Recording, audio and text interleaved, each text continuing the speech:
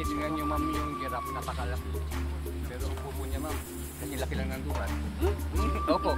Oh, parang ano, parang kambing din ma'am ano. Ito na ma'am, ito na.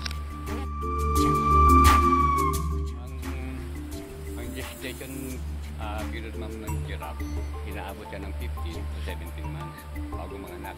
Na isang cart lang, isang baby lang. Kaya napakatagal po palamihin ang giraffe.